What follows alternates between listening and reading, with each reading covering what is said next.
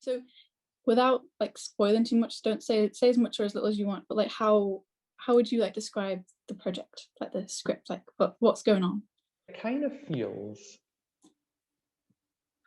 like a mini episode of Black Mirror. That's what I thought. In which, yeah, it's like a mini episode of Black Mirror, all about kind of loneliness, wanting to be someone else, kind of bodies, personas, and a feeling that the grass is always greener somewhere else. And I had a read of Arcade Gym, and I thought, this is I thought it was quite a fun script to look at. And I really liked the fact that I could really see it working in a digital format. It seemed to really be speaking to kind of what it's like to live now. I find a lot of online theatre or kind of live streams actually quite boring. So one of the big challenges I've been having for myself is, how do I make this not what has not worked for me? Yeah. The key thing that I found is that a lot of the work that I've seen is work that isn't actually made to be online. It's trying to adapt something that just exists in a different world. Yeah. And it's not for this. So I think it's that kind of original starting point, which I think is why, especially this script, I went, no, I'd actually want to create this online.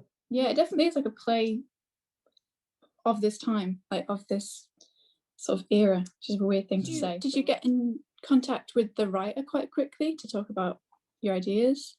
I've still not actually talked to the writer because... Oh, right. It's interesting, isn't it? How you can work with someone and not even really talk to them, especially when you're doing it over Zoom, because it's so like mixed up. I mean, I'd had some, so the producer Jess has obviously been in contact with the writer Megan, and she seemed very kind of arm's length and very much just going, I'm just intrigued to see what you do with it.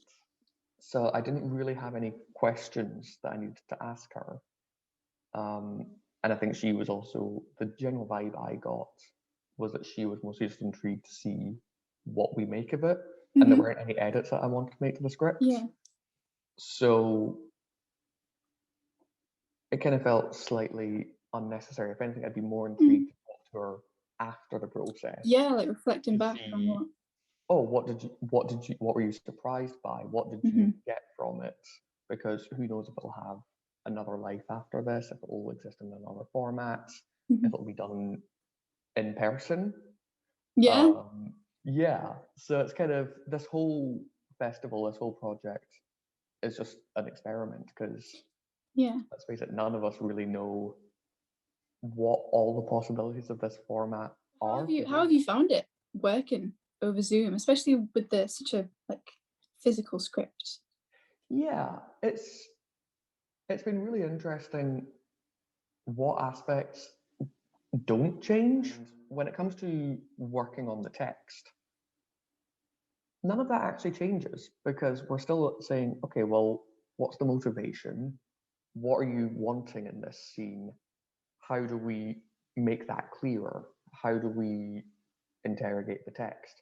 And that doesn't actually change all that much when it's via Zoom.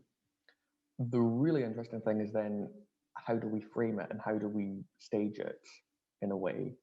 And the completely other aspect of what's the visual storytelling. We're still working out exactly how all the physical theatre aspects of it are going to manifest.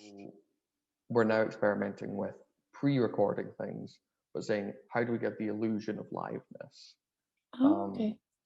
How do we make it feel like it's real? Because within the script, you've got the question of, well, is this person that one of the characters is talking to, are they actually real? Or are they just the closest we can get to believing that someone's real online? it is an interesting time to interview people because it is still such a creative time that you're working in. Talking to people, it sounds like people have like got to know people quite well. You know, even though they've been only working for a short amount of time, you've got to have like a nice professional creative relationship with people, which is really lovely. With the two actors that we've got, I was constantly going, okay, I could see them in either role because there is this weird relationship where one kind of becomes the other. Yeah. And so I thought, well, that's really interesting that I can see both of them. I can see aspects of both characters in the actors. Mm-hmm. So we chose not to cast them in specific roles. And then we just tested it out and saw, okay, so that's how you have played Rhonda. So let's just try it a completely different way and see what they've all taken from it. So wow, that's interesting.